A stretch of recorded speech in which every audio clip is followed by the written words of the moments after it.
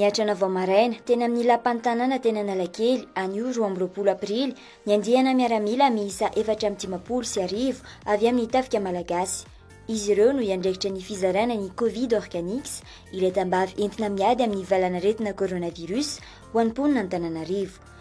Raha ny tanjona napetraka dia tokony havita mizara tambavy CVO ho an'ny fianakaviana miisa 410 isaky ny boriboritany izy ireo.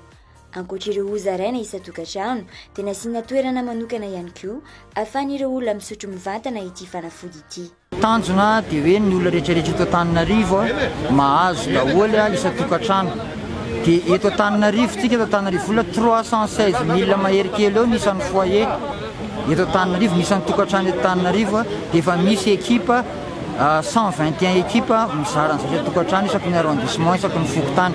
Androany zany disponible 2400 par arrondissement dia izay zany no ezahana ho vitaina androany hoe 2400 foyer par arrondissement zany hitanay eo androany hoe firy ny vita amin'izay firy ny tsy vita dia m'évalue zay pendant 4 jours zany ny ahafahanay mizara izy. Misy ekipa efa mipetraka sur terrain dia misy chapiteau izay ianao atao fiaraha-miasa miaraka amin'ny district sy ny mairie izay zavatra izay indray dia bidon no any dia tonga dia rano sotroina tambavy tonga dia hosotroina zany no mipetraka any dia any amin'ireny toeran'ireny koa izay fiaraha-miasa izay no izarana an'ilay cache-bouche ho an'ny population.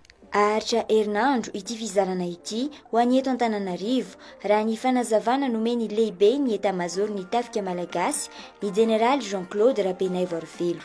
Ny baiko azy moatretrany dia aharitra herinandro eo fa androany zany no lancement officiel nataontsika teto amin'ny parvisy Analakely. Zay zany no fandamina eto ny faritany Natananarivo fa ny faritany Tomasina zany sy ny fianarantsika koa dia niara-nainga androany avokoa.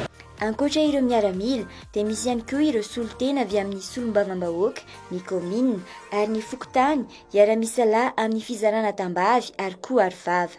Nambarany be ny tanàna Antananarivo renivohitra na Andriatsitohaina fa ireo faritra efa nahitana cas contact no hanombohana ny fizarana. Tobina roanjato fitsoranjato tokony mety le toerana misy an'le cas contact reny aloha sy ny manodidina. Raha ohatra ka amin'le toerana satria amin'le toerana izarana an'le izy isy solotena ny fokotany izay andray ny anaran'ny olona satria sady afaka misotro an'le tambavy izy no ahazo masika.